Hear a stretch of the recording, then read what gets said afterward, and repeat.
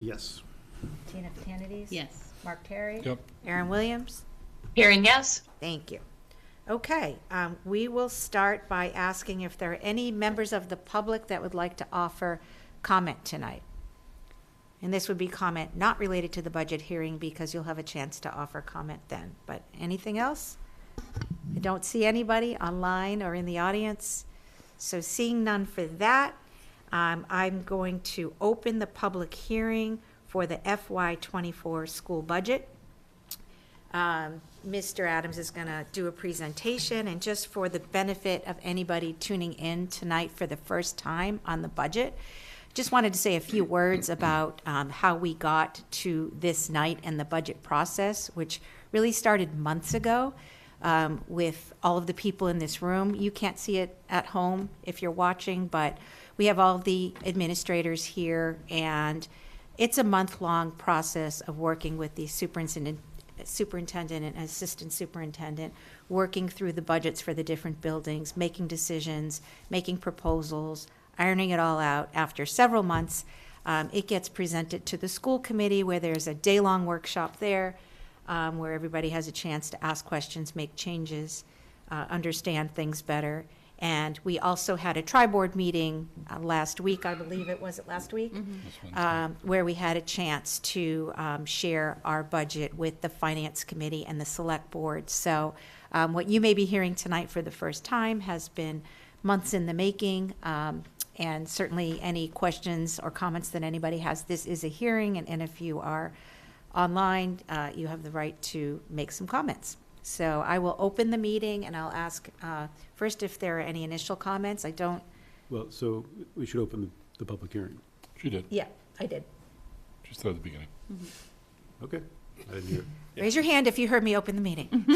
Open the Okay, the public hearing. hearing. Yeah, Yeah. she did. All right, not meeting.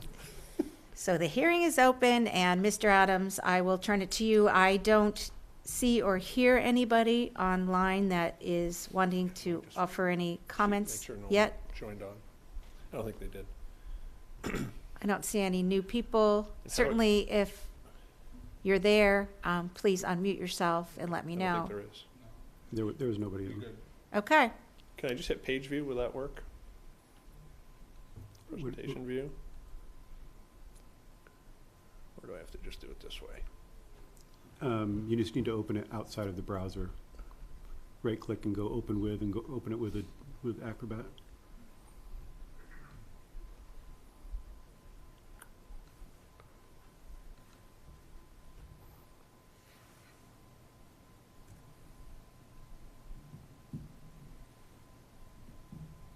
I don't see a presentation view. It's under view. Huh? I can.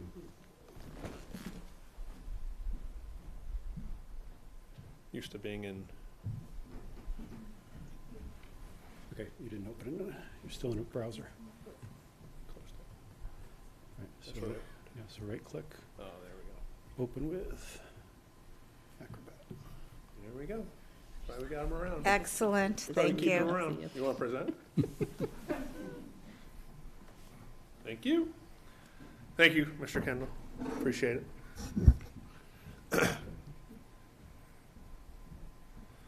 Good evening, and the presentation for the FY24 budget, I'll go through. I know you've all seen it. As Ms. Tossi said, we have spent time with the Finance Committee as well as the Select Board, walking through where we are with the budget as an entire community.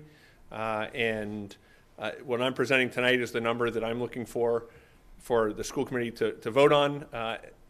The process starts in earnest really back in November, where Chris starts asking directors as well as the principals, and I'm pointing to the audience, they're here, talk about the things they need by looking at their current enrollment, their projected enrollment, the staffing they have, the programmings they have, specialized programming that exists within buildings, who might be moving from one building to the next, what are some additional needs that we might have.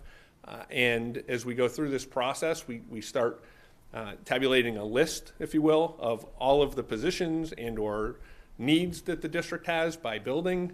And then we come together as an entire admin team And we walk through that list, and we then determine, okay, we're going to move this forward to the school committee, and that's what you saw at your workshop a number of weeks ago, were the items that we felt as a team that we were moving forward to the FY24 budget. You'll notice there are a few items, there are probably 4 or 5, that we didn't move forward within this budget. But all other asks that were presented by the administrative team is accounted for within this budget. It wasn't clear when we had that conversation before, but that's the case. There's a long list, and within that long list, there's only a few items that did not get placed within the budget. As I said before, our job is to look at our budget, prepare a fiscally solid budget, in line with typically. You know you're not sharing it, right? Oh, I thought you had it on there for me, Mr. Kendall. I just showed you how to. You just showed me how to do that. Hard to find good IT help around Right? here. Seriously. You knew how to use Zoom by now. Well, that was fine.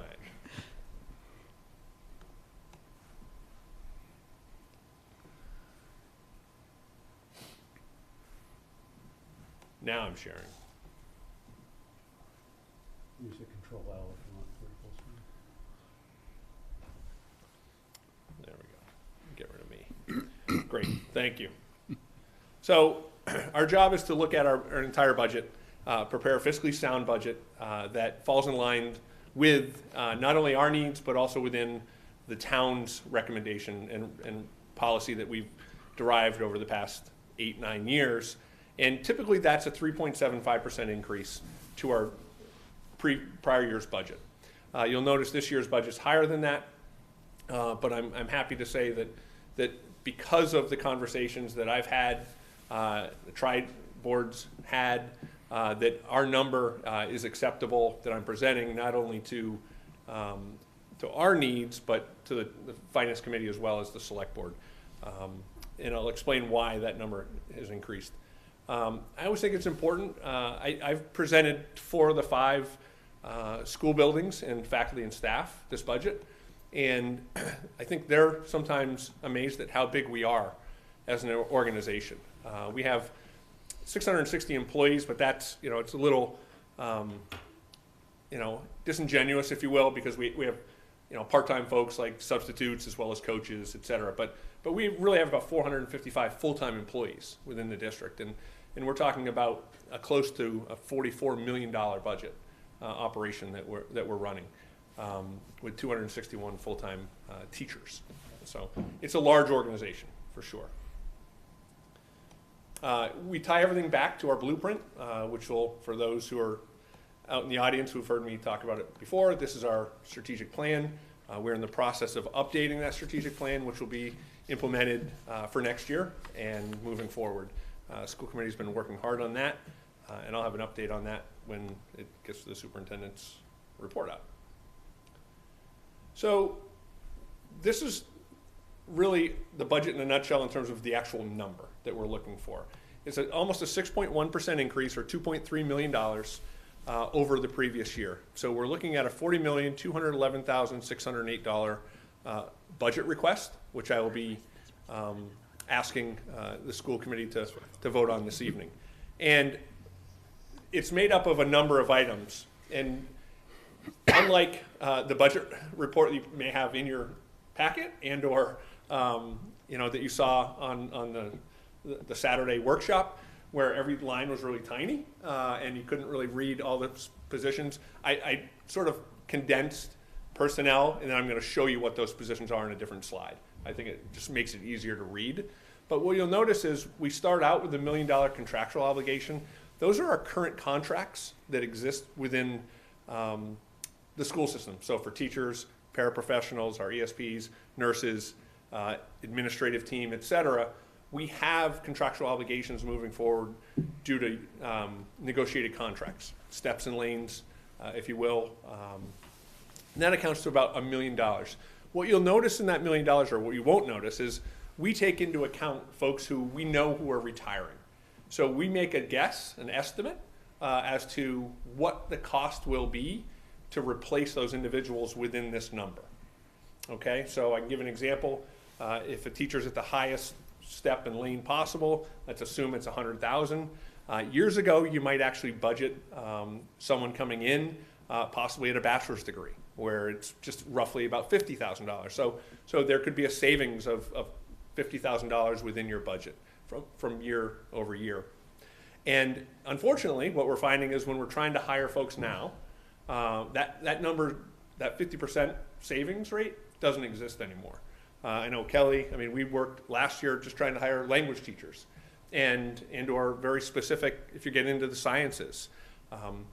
Folks are moving. It's certainly a market for the employee, and we're tend to be hiring at about the same step that folks who are retiring. And it's really a challenge from a budgetary standpoint.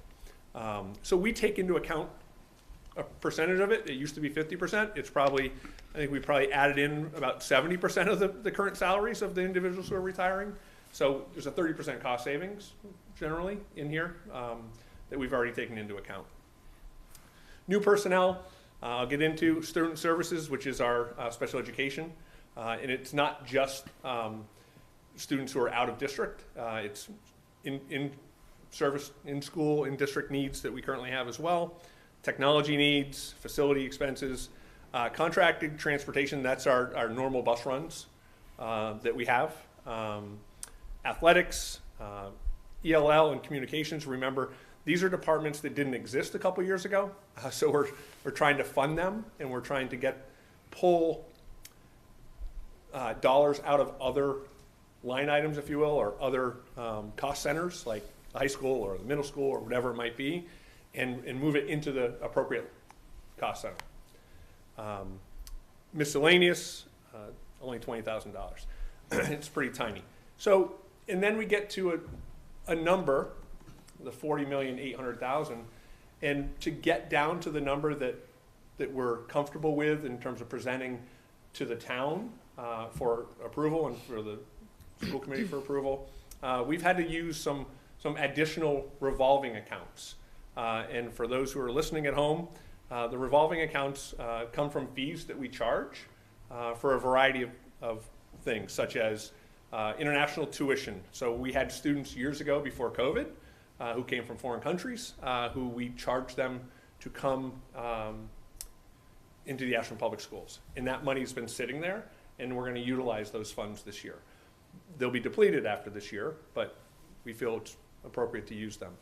Transportation, we charge for busing. So we're using some of those funds, but also school choice, which are students who from other towns who elect to come to the Ashland Public Schools. We get approximately $5,000 per child, and then those funds can be used for any purpose within the educational component. The international fund, we directly allocate towards the costs of world language teachers.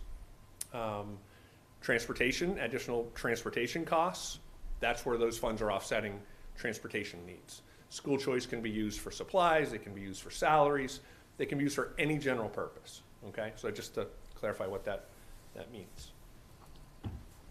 So here are the new positions, and if you have questions, certainly that's why I have everyone here to answer those questions, but you'll notice that at Pitaway, we're looking at our speech language path going from 0.6 to 1.0.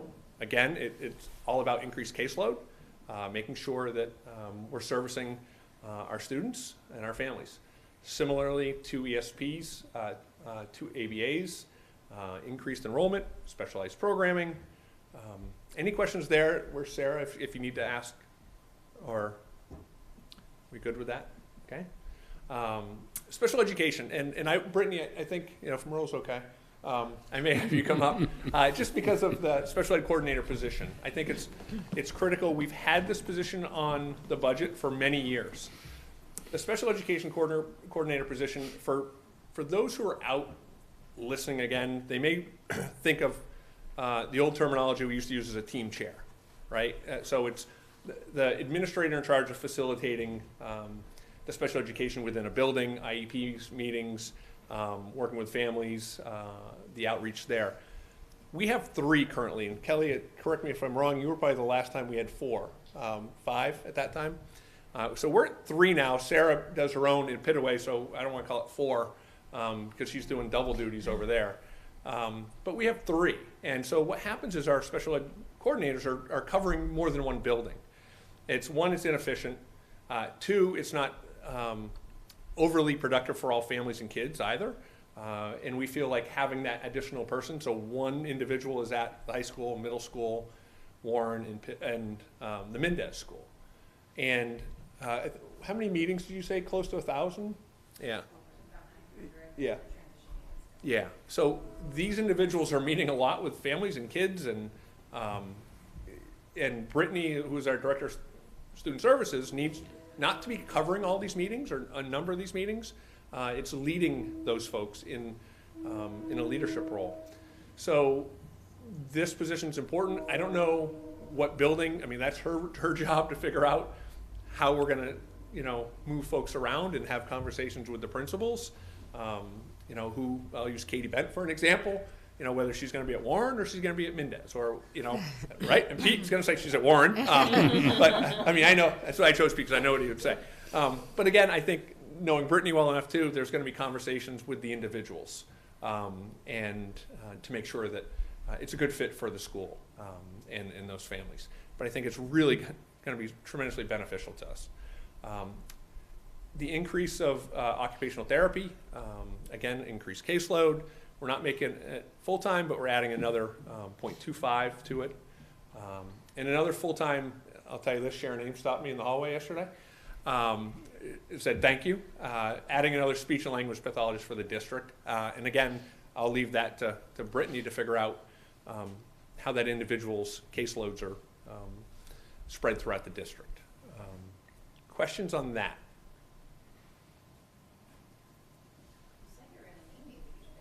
Thanks, Brittany. You trained him well. Yeah.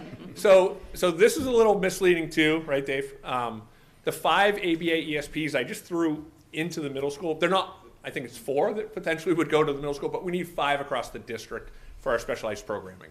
And what I shared with the school committee previously was just because we have students going from Warren in specialized programming, say, to Mendez. One assumes sometimes that, if you've got paraprofessionals, ESPs, they might travel with the kiddos that they're with. But what you don't realize is we've got students coming from Pitaway who are going to need that support as well. So sometimes we actually have to add staff in order to ensure that we're meeting the needs of the IEPs and the students. And sometimes we've actually, decreased staff too, depending upon students moving out of certain programming. So Jim, maybe I could ask you just there to talk a little bit about the programming, because I think we've all heard you talk about it. We all understand these programs are both most beneficial to all our students because it keeps our kids here and is the most inclusive approach to their education. But when people hear talking about adding staff and adding costs, some people will say, well, why don't you just do something else? And maybe you could just talk a little bit about the programs from a financial perspective for those who might not be that familiar with it. I would love to in about 3 slides. But what if I want it now? Okay, I'll give it to you now if you'd like. Sorry, no, fine. But it's there, believe me. Okay, it's a very fair important, it's a great question, Mark. And if you stayed with my slide deck, we'd be okay. Sorry, go ahead. True, fair enough. Ashland High School, this is where you will see the largest increase in personnel is at the high school. And as you're aware, enrollment's been a challenge. It's always a challenge in terms of projections. Well, we know Dave's got 247 students in the 8th grade who are moving to the high school next year. Kelly's graduating 171, 172, 176 now. Great, 176. So we've got almost 70, a delta of 70 students who are potentially coming to the high school. So that freshman class is increasing the overall enrollment by 70 students. That being said, we're probably going to have anywhere from 10 to 14 students go to Keefe Tech, bless you, and then we'll have anywhere from 6 to 8 potentially go to private school. But we then pick up students throughout the summer as well who are enrolling. So this is an opportunity for us to not only look at our enrollment numbers, but in this case, we have 3 content core teachers, if you will, with English, math, and history. And then we're looking to add a unified arts teachers, so to add some electives in the realm of actually in the business sections and business classes. And Kelly, I know, is anxiously awaiting what the numbers look like in terms of the initial requests. But when she was doing her presentations to the classes, there was overwhelming joy and excitement that we would be offering some potential new electives at the high school. There's overwhelming joy and excitement here as well. Well, right. I know we've had this for. We've been having this conversation for a long time. It's been on the list It's all awesome. 9 years For sure. that I've been superintendent. So, and then increasing nursing. I believe that we need to have long-term vision that I have is that we have 2 full-time nurses in each building. Currently, we have 3 part-time nurses at the high school. They make it work to make it 2 full-time, if you will. So there's always 2 nurses on staff every day. It's just a challenge in terms of continuity and consistency. I will say this, every one of our nurses is outstanding.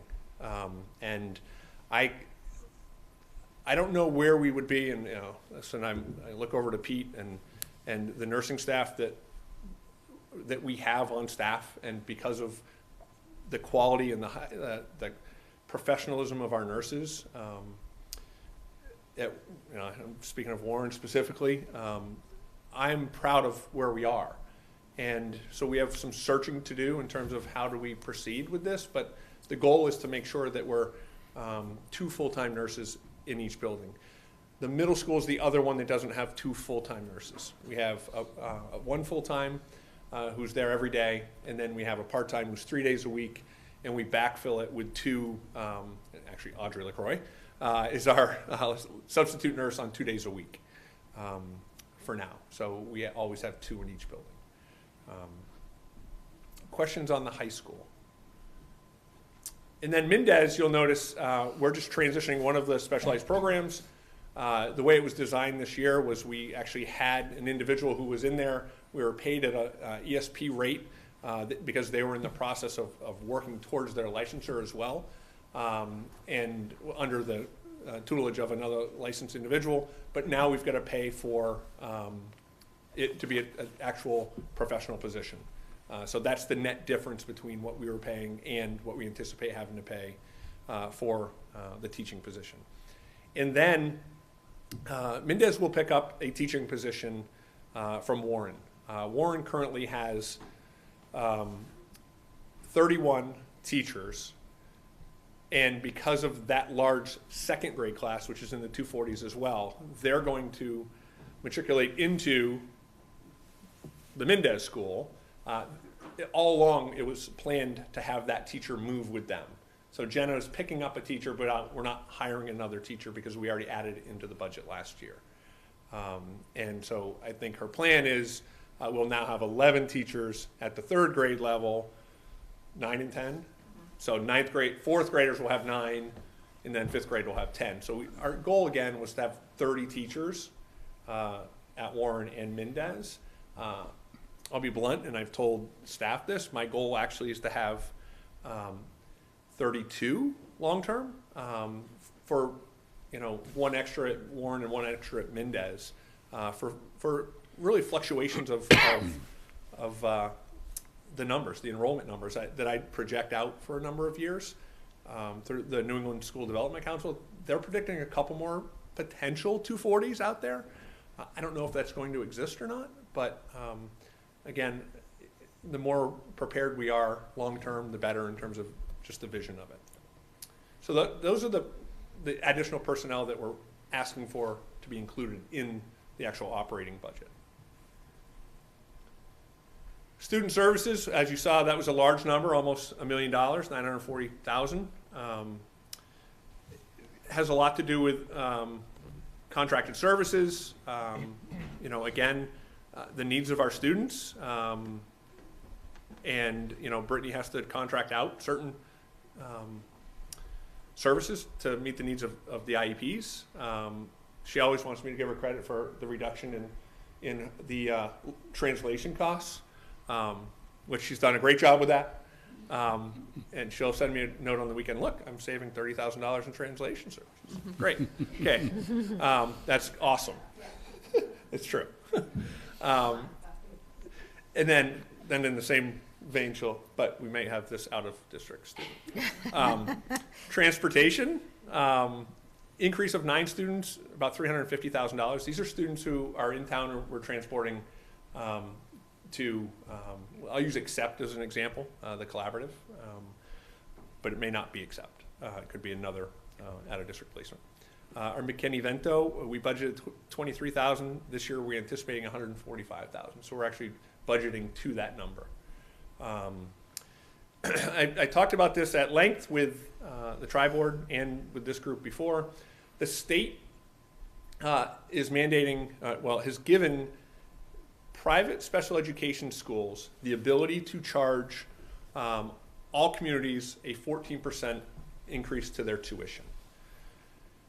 And what that means for the Ashland Public Schools is the students that we have currently out of district who are in a private setting automatically have a 14% additional charge to them, to our tuition rate.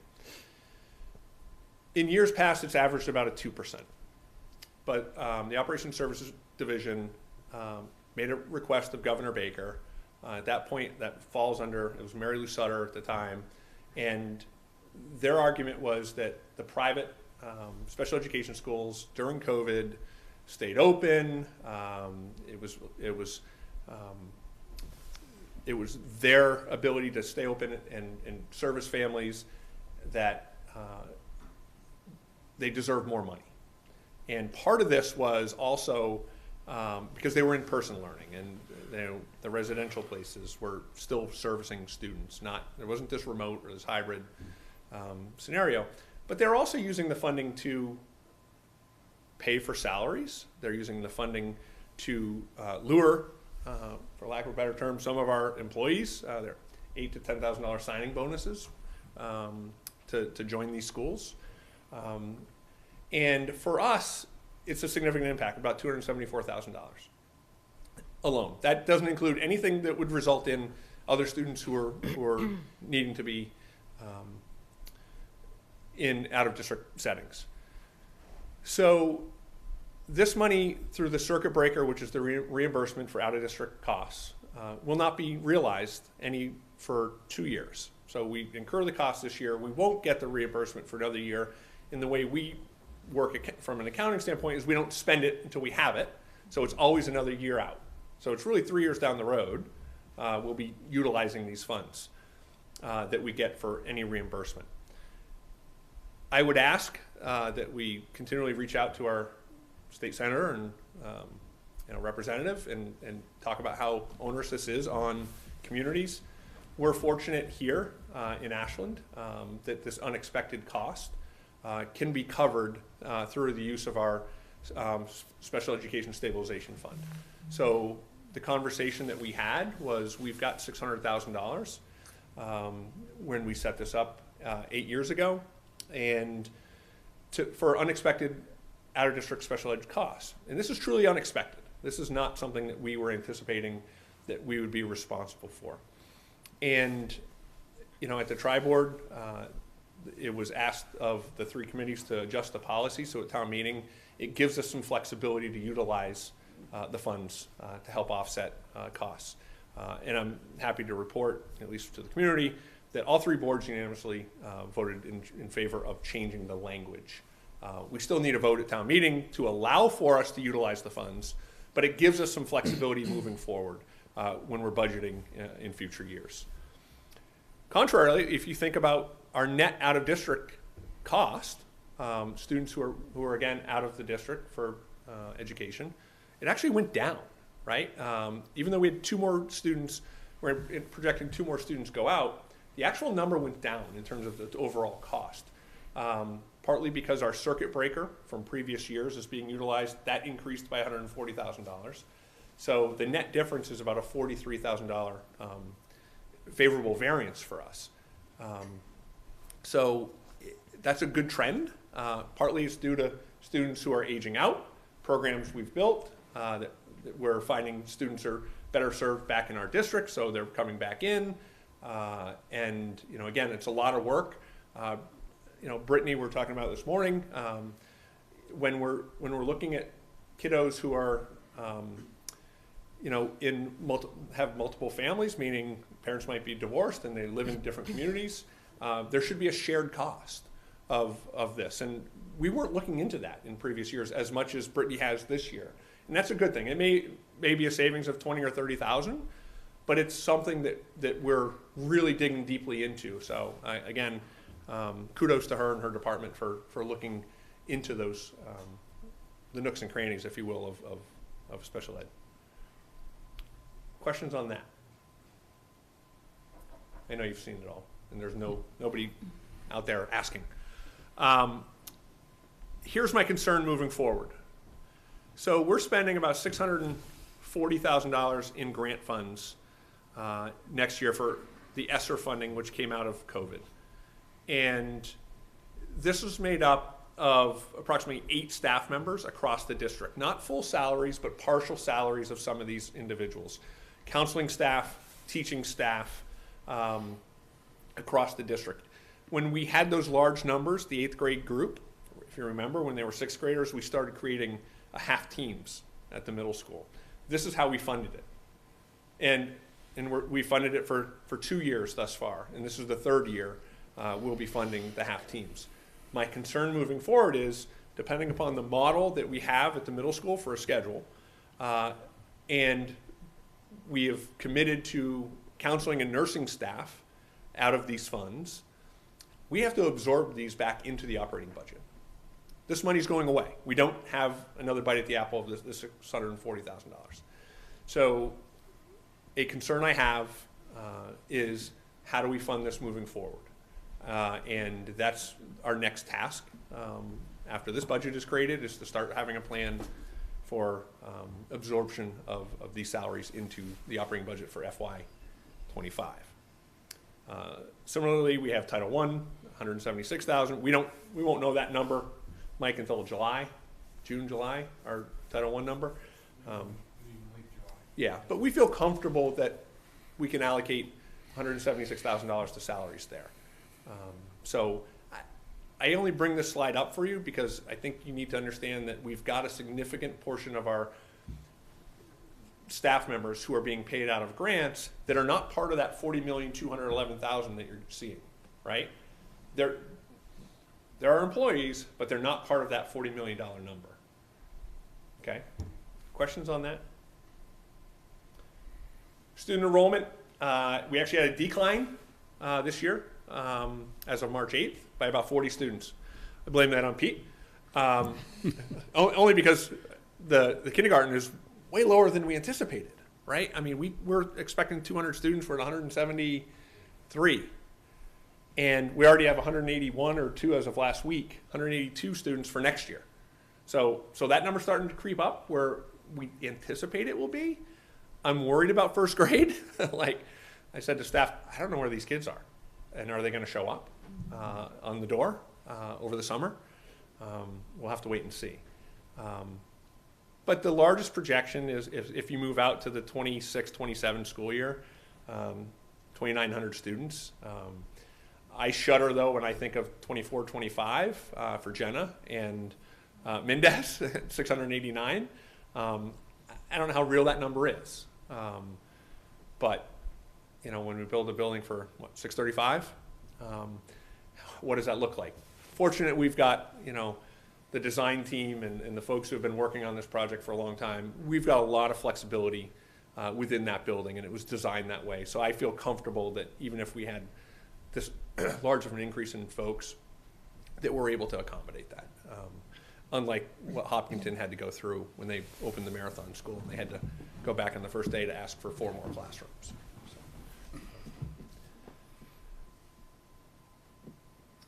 Special education, I said, increased 2 students, but again, the net increase was only 231,000. Mark, here you go. We'll get to your question. It was more than 3 yeah, slides. I know. Wow. We'll cut you some slack. I was patient. I apologize, Mark. So we, again, as you stated, we believe in having all of our students who we can service and deliver a high quality education. They belong in our public schools. every single child that we can deliver services to. There are some we can't, and we know that. And that's when the out-of-district services and students have to be, we have to find them settings that will be best for them and their families. But that being said, we've developed over the course of my 9 years, numerous programs across the district. And again, not only is it the right thing to do for our students and our families to keep our kids within our buildings and to give our students and our community members the experience of the Ashland Public Schools. Again, I'm going to go back, and it's sad, but it always gives me great joy. I mean, we talked about this at Warren. Our young student, Adam, who passed away, the joy that he brought to our students and our families and our teachers wouldn't have existed if we didn't have programs and opportunities for his family. And I'm proud of that. And I'm proud of what it means to have those programs. So from a pure financial and economical standpoint, which is why I'm here tonight, what you can see is we service, and again, I want to qualify this by saying these are not 100% exact numbers, right? This is a projection, and it's the best projection we can do, and it really fluctuates day to day. So Brittany's office can pull this together, but it might change every single day. So this is really just an idea of what could happen. The only thing that is factual are the costs, the FY24 costs. We know who teaches in those classrooms, and we know who services our children in these classrooms. So we know that $2.59 million of salary are allocated to these programs across the district. We can anticipate that there's about $249,000 of transportation charges for a total cost of these programs, $2.8 million. That's what it's costing the Ashland Public Schools to run our specialized programming. However, if one assumed we had to actually have these students be serviced out of district full-time, and we look at an average cost of a student net of circuit breaker, net of any reimbursement that we would get from the state, and we multiply that by the number of students. And again, I know this is why I want to clarify. Not all 107 students would be outplaced. I get that. It's sort of it's an exercise of showing you what the value from a financial perspective is. At $6.8 million, and then average transportation cost per child, $16,000. So we're looking at a total estimated cost, if students net of the circuit breaker, of about $8.5 million. We're spending $2.8. So one could argue that there's a $5.7 million savings to our operating fund on a yearly basis. That's pretty significant when you think about a $40 million budget, right? 1/8. What's that percentage? I don't know, 13, 12, somewhere in there? Big. It's significant. Is that what you're looking for, Mark? Yes, Yeah. thank you. Okay. Questions on this? No? So really the last couple pieces I want to share, revolving funds. Again, I explained what revolving funds were and how we're utilizing them. You'll notice we're increasing our usage by $610,000 this year. Biggest chunk of that, the increase goes to international tuition, increase a little bit in choice, transportation fees, and the special ed circuit breaker we knew about of $140,000. Is it long-term sustainable? The answer is no, right? I mean, we're not going to, our school choice number is going to continue to decline based on enrollment. Your next meeting in April, I'm going to be asking to have school choice seats opened up, but instead of K through 12, it might be 2 grades, depending upon what we have available. So that severely limits our ability to attract students here. That being said, we're getting calls every day for students to come to the Ashland Public Schools. We just don't have, for lack of a better term, room at the inn. So we're certainly cognizant of that. So Jim, just on the revolving funds in general, I think one of the points that's probably important to make for the public is, some of this is planned. We talked a bit about this during a workshop. Yeah. Where we had planned to draw down some of this, and then we were fortunate, I guess, to be receiving the federal ESSER grants for the last 3 years that delayed this. So this is not from my perspective anyway, it's not a circumstance where we are having to do something to make ends meet, but rather a recognition of the wise expenditure of resources to sustain programs and to build transitions from revolving accounts to allow for the sort of operational revenue to catch up to it. So I don't know if you want to elaborate on that. No, it's a good point. I think trying not to be toot our own horn as a district, we've been really thoughtful about how we utilize our revolving funds because we know they're very precarious in terms of the ability to have them, and once we utilize them, they're gone. And we don't have the ability to regenerate that on a regular basis. So I have grave concern moving forward as to the utilization of revolving funds to offset our operating budget. We have traditionally been about $2.1 million is what we spend out of our revolving accounts. We have for the past 5 years. Because of ESSER funding and to no small degree, our Chapter 70 increase in funding, so the money we receive from state aid, has increased dramatically as well.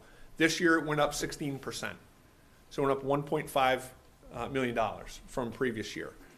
That has allowed us, if you had seen the first iteration of this budget, that revolving number would have been increased by another $800,000.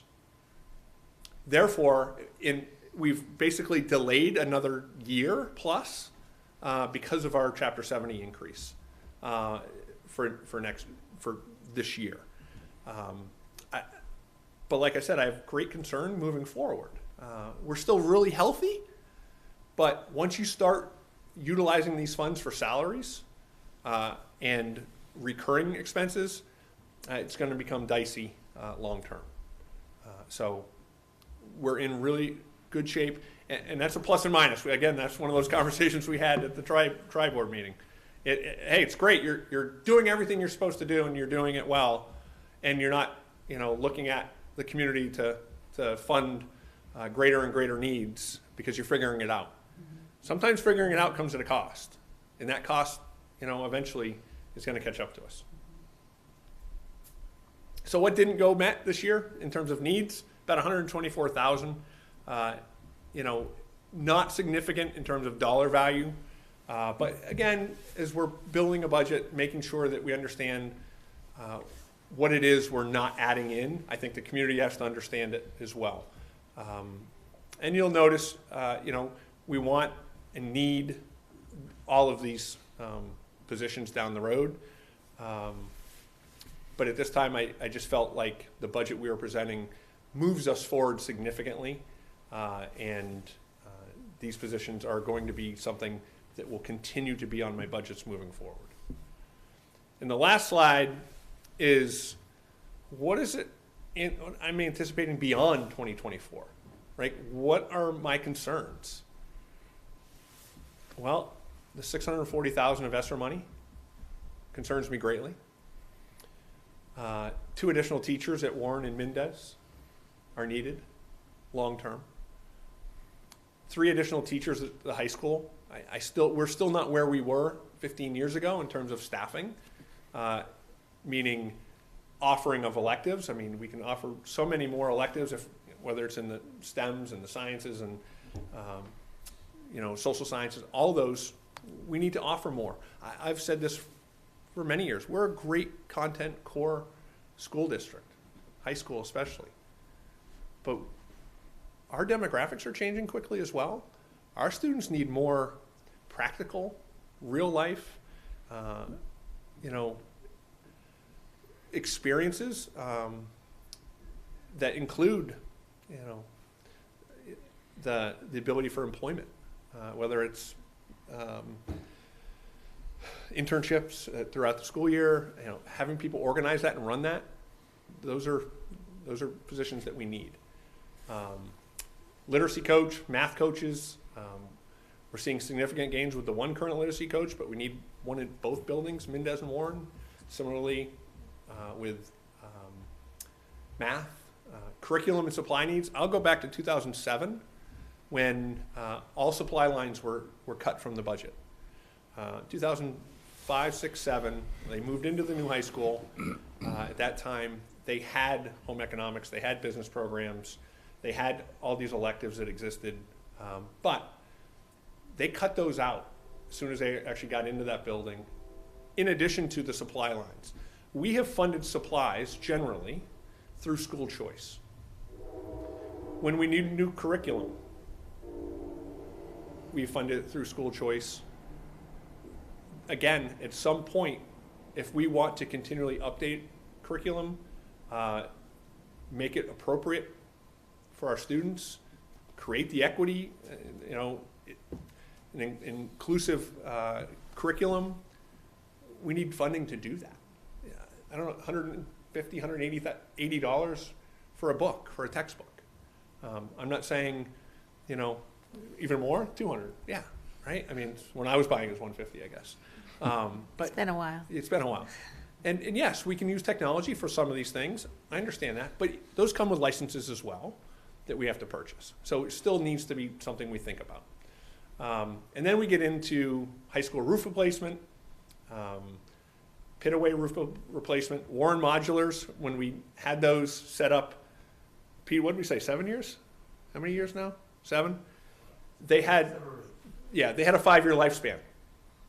And they had a 5-year lifespan before that because we bought them refurbished. Our facilities maintenance crew does a great job keeping those modular classrooms, the 6 classrooms, functioning and working well. But we've got to have a long-term vision for what we're going to do with Warren should our numbers stay consistent where they are.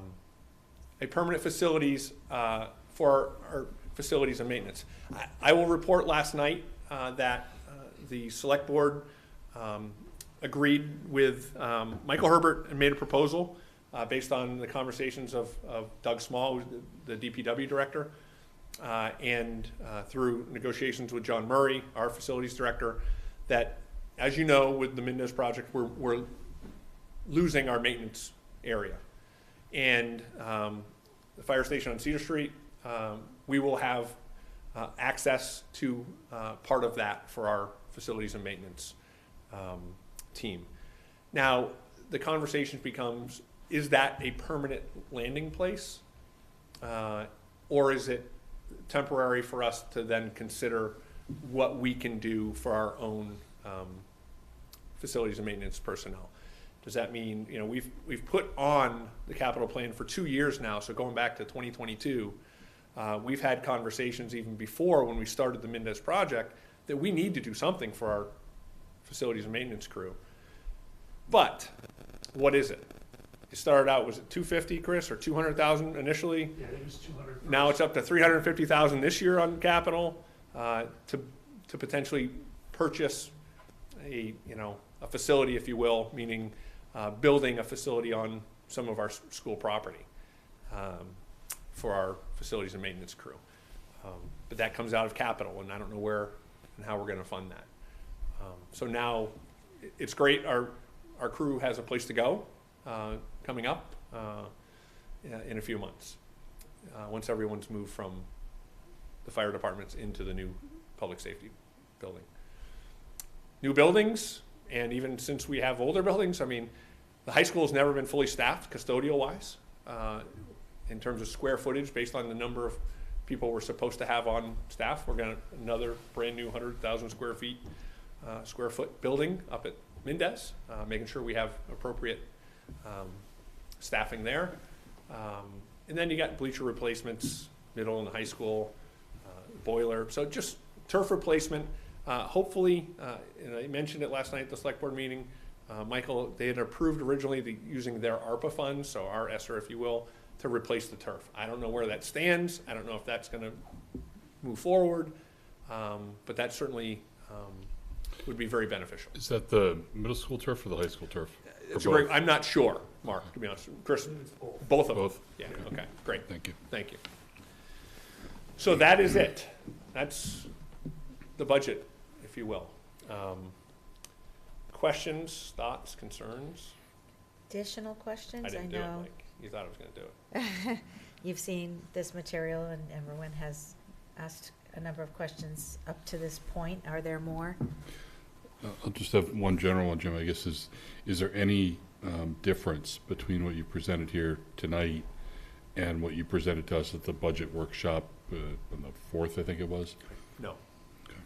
The number's the same, the positions are the same, the ask is the same. Yeah, the only comment I was going to make, you know, we've all asked a lot of questions, and so thank you for all of the information you've shared. One piece that you started to touch on, and if you have any additional details to add, is, you know, when you first started putting the budget together, as you mentioned, the ask list was much longer, right? And the things you may not have been able to fund was much longer. But because of the additional Chapter 70 money, it was a lot more than expected. So if you could just explain what that means and why we got more money than was expected. Sure. Yeah, thank you. Our initial budget, again, iteration-wise, I think we were 2.1, somewhere around there, even greater? I was, we're 1.8 now. 2 point- So, okay. I'd say, 2.4, 2.5. Yeah, 2.4, 2.5 million over what the town was asking us to provide as a number, so that 3.75%. And at that time, we did not have an understanding of what our local aid would be, because the new governor has a little longer to present her budget, 30 days longer. So therefore, when she presented it, our Chapter 70 number came out to be, we did a 2% guess, is what Brittany Iacopote did for the town. And so it was about $200,000. And the real number came out at 1.5 million. And so there's a delta of $1.3 million.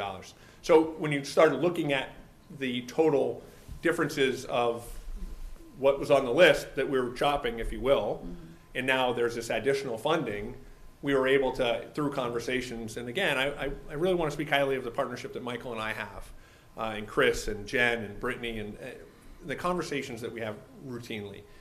And when that number escalated, we sat down in a room and we said, okay, we need to add this back in. We need this back in. And it worked out great. So the reason it's increasing is partly because of the demographic, partly because Governor Healy is fully funding Chapter 70.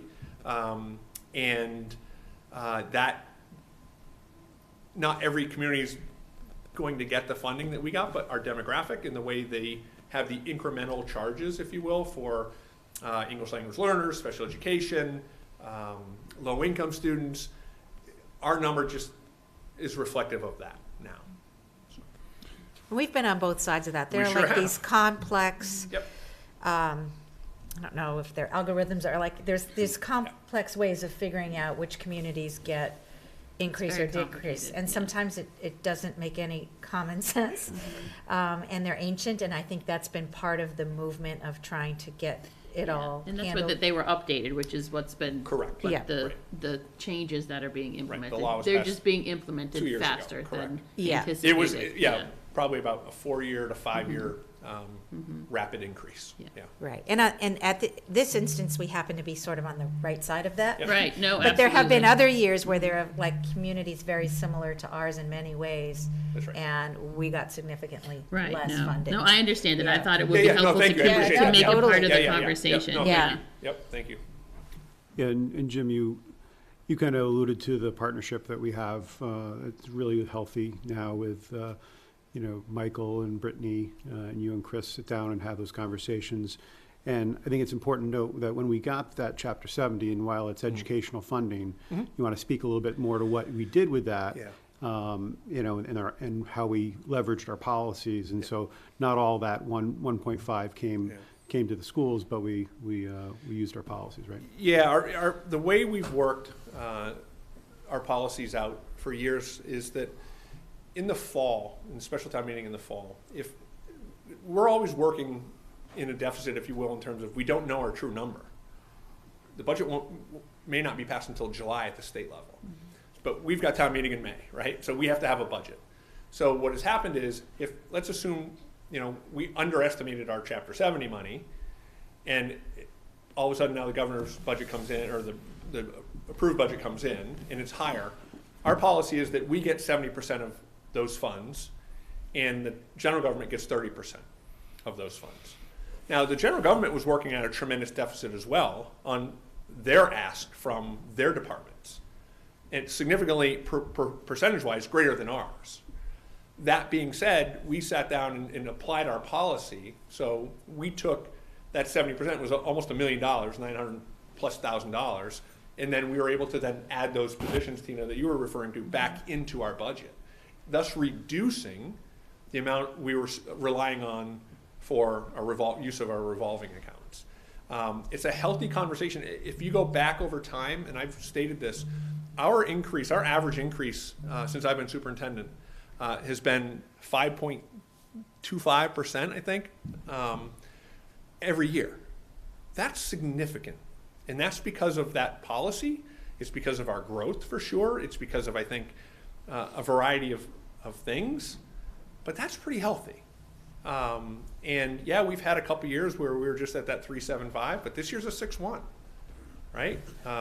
One other year we had another large $1.7 million increase, I think it was, in Chapter 70 that we didn't anticipate. And we added, and if you remember, we added a ton of positions in the summer because of that. So the policy works great. We also split expenses when things are, when we don't anticipate. So let's assume Keefe came in, they're budgeting 1.3 million. Let's assume it comes in at 1.5. It's not going to, but if it came in at 1.5, that $200,000 delta, we would owe 140,000 of that. We would be responsible for the $140,000 additional cost. And that's why I think it works well, is because we've agreed that it's something that the whole community needs, and we're in it together.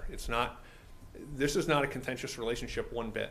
And I'm thankful But that for didn't happen overnight. It didn't. It's years You're of right, Laura. building Right. trust and Yep. relationships Yep. and working cooperatively. Yep. And it's really been a great thing for everybody. I agree, 100%. I think one thing that's probably just important in terms of the general discussion about Chapter 70 and what our increases have been is that there have been some unique things that have occurred that have generated that additional revenue for us. But I don't think we have any reason to believe that's going to happen again in the future. Correct. And I think that's just important for the public to understand, because people say, oh, you got 1.7 this, 1.5, well, maybe 2 years from now you get 1.6 or whatever the number is. And I think what we've seen now are two adjustments that occurred for different discrete reasons that are not likely to repeat themselves, but should improve our base. Right? I mean, typically is where we work from year after year as opposed to going backwards. So I just want to make sure No, that's it's fair. kind It's a of fair point. on the record, It's a so fair to point speak. that we can't continually expect to have that 16% increase in Chapter Oh, 70. right, Right. yeah. Yeah. But I'm thankful we have it. For sure, for sure. So I'm just looking for, if there's no more discussion, motion and vote for $40,211,608. Well, Laura, before we do that, why don't we see if there, I know there's nobody on the screen, but why don't we ask for final comment, then close the hearing before the vote? Oh, sorry. So I think that's Sure, what we've yeah, done. no, absolutely. I haven't seen anybody new sign on, but still putting it out there that if anybody, Ashland residents in this audience, or listening in, want to comment during our budget hearing, which will close very shortly, now's the time. So I'll move to close the budget hearing. Second. All in favor? Aye. Aye. Aye. Aaron? Aye. And so I'm just looking for the budget number again. 40,211,608. Move to approve the budget as presented by Mr. Adams. Second. Aye. Aye. Aye. Aaron? Aye. Aye. Thank you. We have a budget. That's great. Select board passed it last night, too. We're good for town meeting. Great. Excellent. Thank you, Jim. Okay, let's move to the high school clubs and advisors stipends. I think that's you, Kelly. I just had Kelly stay for this. It's another typical ask that we have in terms of, you'll notice in red, I think you put this time, the ones that have activity funds collection. Yeah, so those are the only ones that would need that second vote. But if you have, again, I just have her here to answer if you have questions about specific clubs. I don't necessarily think she needs to go through all 8 clubs. It's just if you read the list and said, curious about that. Do you want to excuse everybody else or make them watch Kelly? No, they're going to wait for Jen. Okay. Yeah. And they're all going together because they're a team. No doubt. Any questions for Kelly on the clubs or the stipends? Anything you want to share about them, Kelly? I don't Not to think put you so. on the spot. No, It's not necessary, but I've got a captive audience. they've all been functioning since the beginning of the school year and doing well in what they're doing, so it's exciting. Excellent. I do think 1 or 2 of them that aren't on there for student activities accounts may come back and ask for them. I know the esports team will, in the future, be entering competitions, and we'll look to raise funds for that. Excellent. No, if there's no questions, we'll take a motion.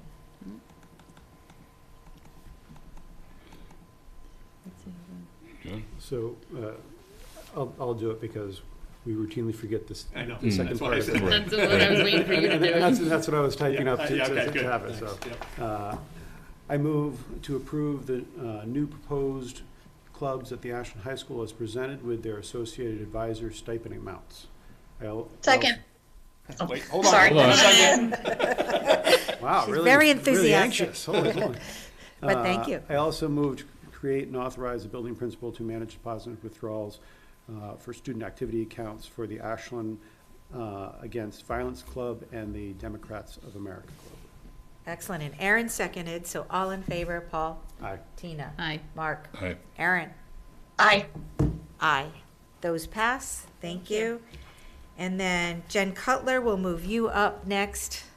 Yeah, I knew Jen would be here, so I just wondered, she gave an update to us in our admin team a week ago, and couple things that are really going to be happening in the district, and I wanted to share a couple of those things. Excellent.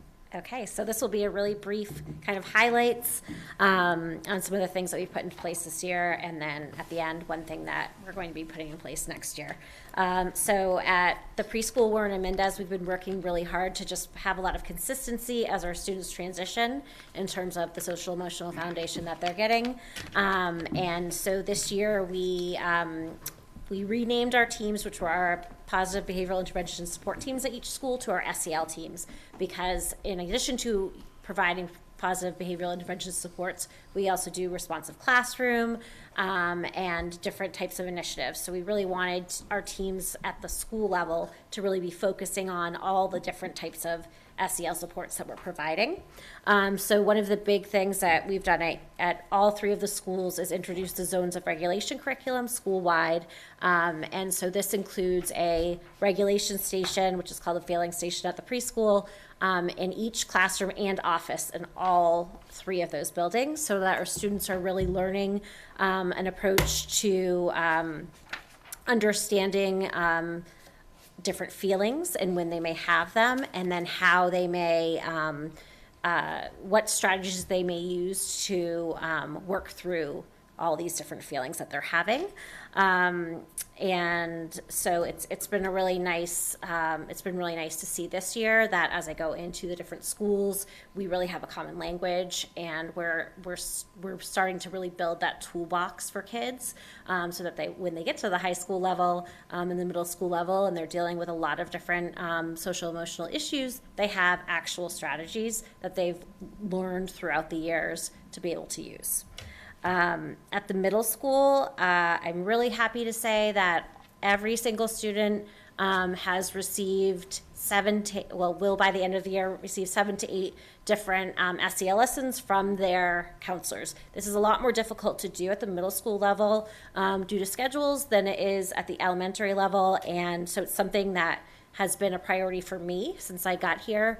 And I've been observing a lot of the lessons, and it's really nice to see our students actually learning skills and being engaged and the counselors are really happy that we scheduled these lessons in before the school year started, and we've largely been able to stick to that schedule. And so I think that relationship building has really come a long way this year. So we'll be continuing that next year.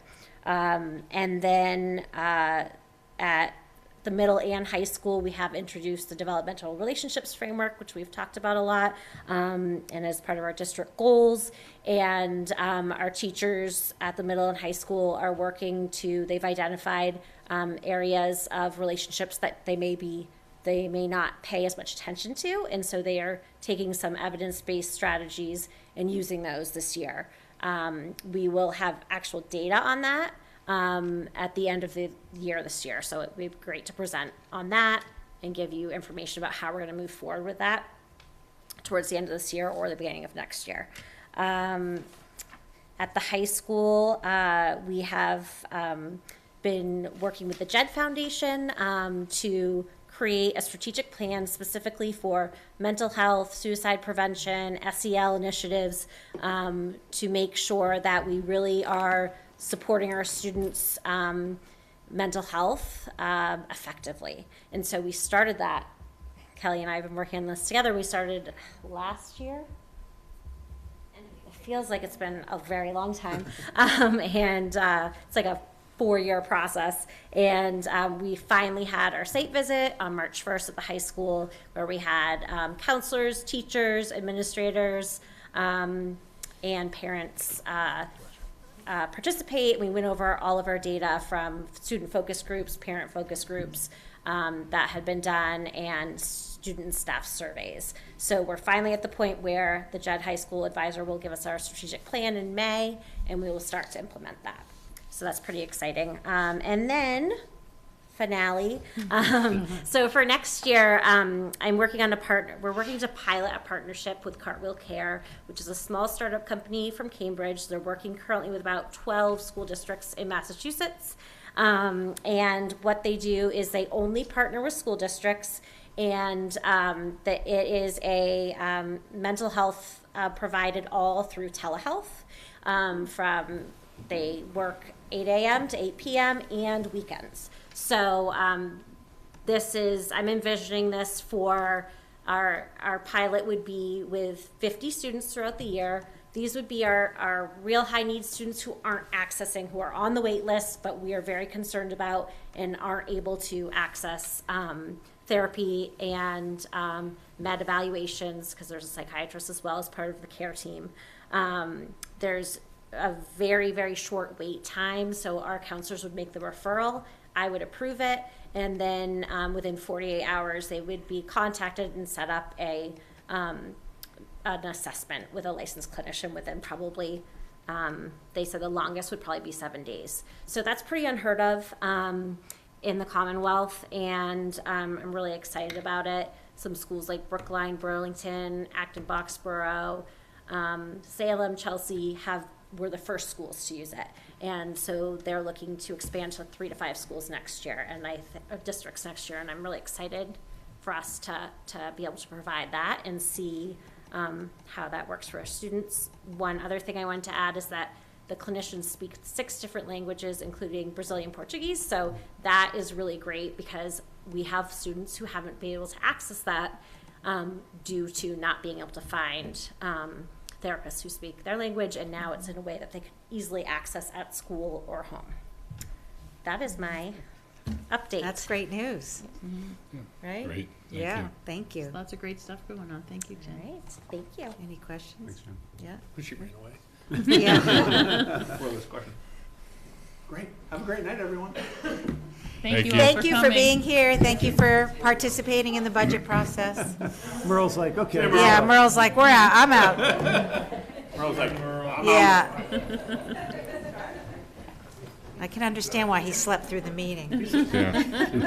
he slept through the morning meeting too. Oh, did he? Yeah. He has plenty of sleep, that's for sure. Okay, so let's go back up to the calendar. Yeah, these will be some quick items. Good. You want to reschedule an early release? Yeah, we do this pretty Motion much to every change. single year. Yeah. Only because we don't know the prom date until we know the prom date. Gotcha. So there we go. I'm just looking to change Okay. it.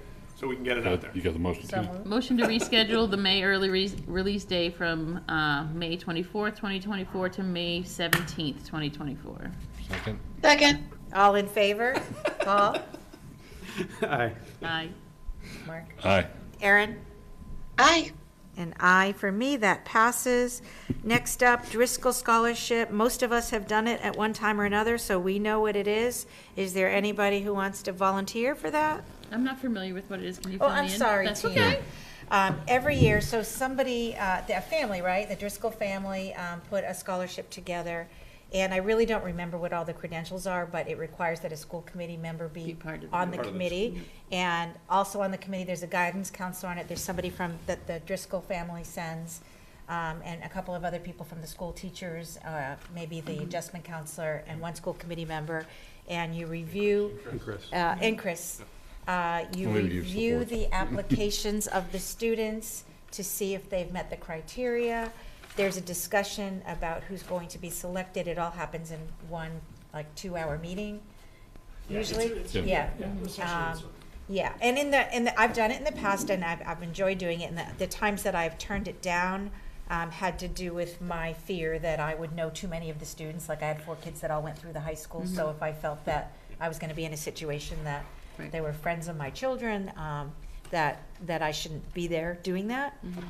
So that would be the only reason I think not to do it, other than it's not good for you timing wise. Yeah, I've done it for the last couple of years, and as Chris said, it was an hour and a half, maybe 2. But I would say at this point, because I've got a junior like you, my preference is not to do it this year, because I think there are going to be more names that I recognize that Same, happened a bit yeah. last year, and so I'll pick it up in 3 years or whatever when Keith's out of the building. But it's actually a rewarding thing to do, to really have a chance to look at what some of the kids have done. I know the first year I did it, there are actually relatively few applications. Last year there were quite a good number, and some really impressive kids that came through. So it's a neat opportunity to see what kids have done, where they're going, and some of the challenges they've overcome and all that. So for somebody it's a good thing, but I'm going to stay out of it this year, I think, Yeah. personally. I'm happy to do it. I've did it before, and I don't have a high schooler yet. And besides your children, I don't know any juniors or seniors. I don't think. It's all so. seniors. It's all It'll be seniors. Right. So, but as far as like next year coverage as well. So I'm happy to take it back from Mark. All right, Move to appoint Aaron Williams as the school committee member representative to the Driscoll Scholarship Committee. Excuse me. Second. all in favor, Paul? Aye. Tina? Aye. Mark? Aye. Erin? Can she vote on herself, her own appointment? Sure. Yeah? Is that a yes for you, Erin? I just want to jump in for a Yeah. second. Do we Yeah. also need to appoint Mary Lou Hunt And Lauren Giambetti. and Lauren Giambetti? Correct. Okay. Yeah, does the motion have that language? Usually it does, Yeah. but Yeah. yeah, if not, we'll Move- add move it. to But thank appoint- you, that's a good So point, moved. Chris, yes, moved. thank Yeah, so you. moved. Second. And everybody said aye, so we're good. Thank you, Erin. Thanks, Chris. Thanks. Yep. Next up, we have an hourly minimum Chris? wage increase, that's you, Chris? That's good news. We came Well, back last year. Sure, yeah, this is similar to the request we had last year, almost around the same exact time. Actually, it might have been about 8 weeks earlier last year, but yeah, it's to increase the minimum wage from $14.25 to $15. It's following the overall minimum wage. That's the request. It's a very, there are not many people in the district affected by it, but it is something that we'd like to do. Move to approve the hourly minimum wage increase from $14.25 to $15 an hour to align with the Mass State minimum wage. Second. all in favor, Paul? Aye. Tina? Aye. Mark? Aye. Erin? Aye. An aye for me. Next up, we have the athletic director search. Yeah, I just want to give an I just want to give an update there. As you all know, as announced to the committee, Mr. Marks will be resigning as athletic director after 5 years, come at the end of the school year. So we will begin the search for the next athletic director. This is an appointment position from the superintendent, but as I review all my notes in terms of the last hiring practices and processes. I've always included a school committee member, an ASHPAC member, as well as, you'll notice when I sent that out, we got like 13 individuals, coaches, teachers, parents, students. So the process will start in earnest the week of the 27th, where I'll pull folks together to discuss what we're doing, how we're going, what the process will be through April, and hopefully by the first week of May, selected a new athletic director. You expect it to be an afternoon commitment? I do. I've already put out the times and dates for the most part in that email. I don't have the exact dates yet, but yes, March 27th is 4 o'clock to 5:30. April 3rd, still determining how many candidates. We're going to go through and figure out what the time frame will be, and then the first interviews will be the week of the 4th through the 14th. All afternoons, 3 to 6, and then the following week, the week of the 24th, because we have got vacation week in there. So, Jim, just a process question. Yep. You talked about reaching out to ASHPAC. Any outreach to like AREA? I haven't. I just, the only reason I did ASHPAC was because of their role within the public schools in terms of MGL, and that's in our policies with regard to central office positions. They're part of the hiring process. That's the only reason why I think, I mean, it's your committee, so I guess I just flag it for you to give some thought to. Sure. Well, with the rise in unified sports, I think it'll be a helpful. Yeah, if anyone, I mean, we've had situations where no one came forward and participated. Right. True. So, Yep. the offer's there. Right. That's all I can do. Yeah. So, yep. But thanks, Mark, for bringing that up. I'll have that conversation with Mike. I mean, I always would like to be able to participate in some of these, but I know realistically I can't make that time commitment, so I don't know. Yeah, and again, I take myself out of. I'm I'm not available during that time, but if there's somebody who wanted to do it, I'll step aside for you, but I can do it as long as it's done before the election. Right, it will be. And like I said, it's not, if you feel as though no one needs to participate, it's not required. It's not part of our policy. It's the extension that I've always included. Right. So, but we'll be done by May 3rd. That's the difference. Yes. Jim, could you rattle off those dates again that you're thinking? Sure. I'll give you weeks because that's because there'll be more than one day throughout these weeks. And it'll be 3 to 6 on Typically, whatever those weeks are. thank you. April. Okay, so it's next week. April, week of March 27th. Yep.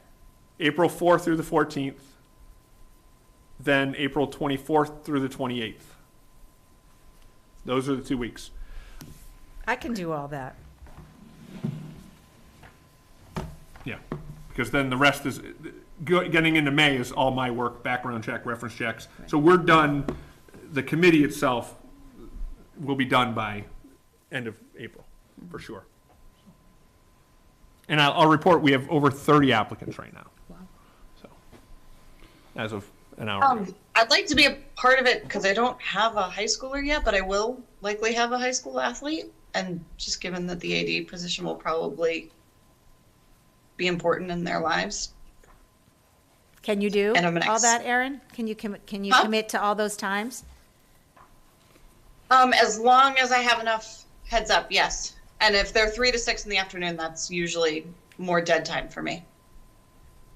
Yeah, I mean, I guess that's my only consideration is if Lori can do it and you're unsure, because you've struggled with those before, right? Because you're busy with your work, is I think the continuity is important. So as long as you're able to make that commitment, I guess that's my concern.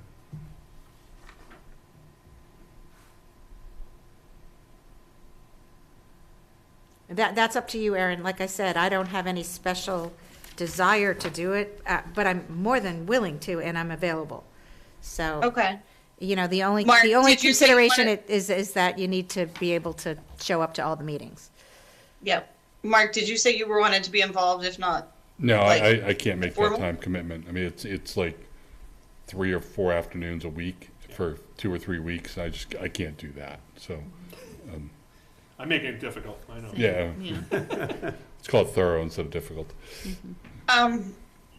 Okay, just to ensure, let's have Lori do it.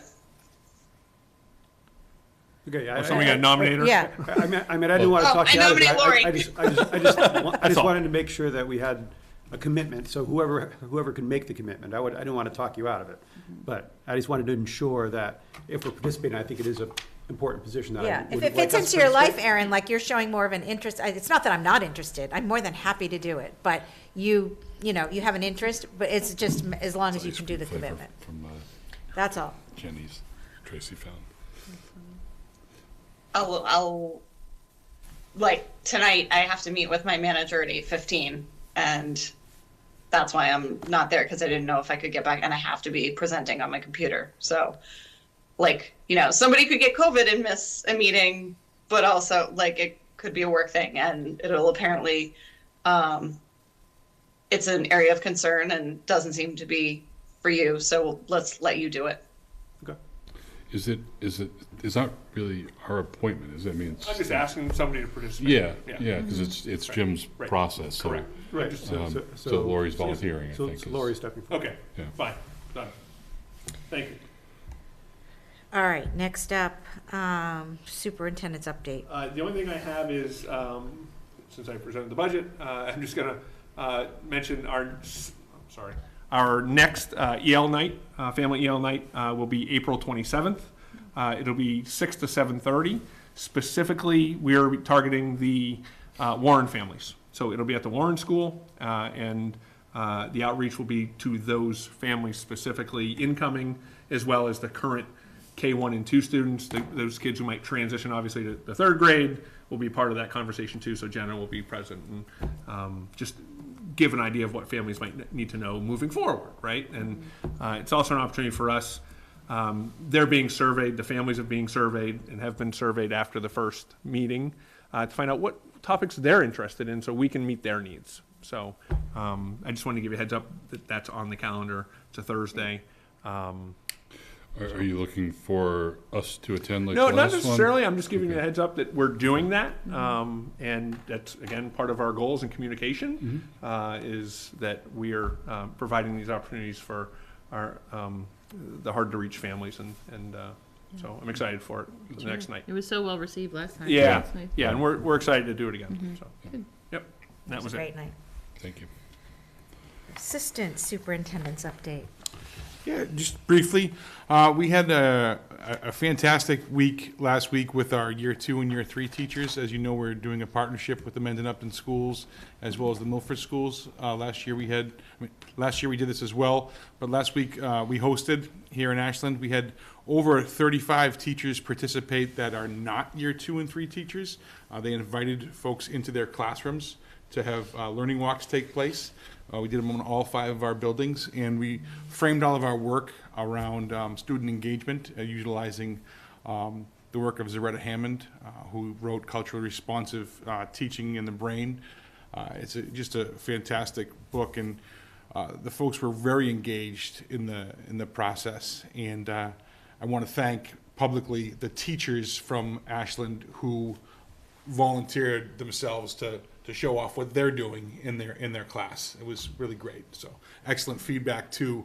It's not about getting the feedback from the folks who go in, but they were amazed at the things that our teachers are doing. So we're really proud to be able to show off all that's happening in the building. We have a PD, a early release PD day tomorrow. A lot of different things going on. It's a building-based PD.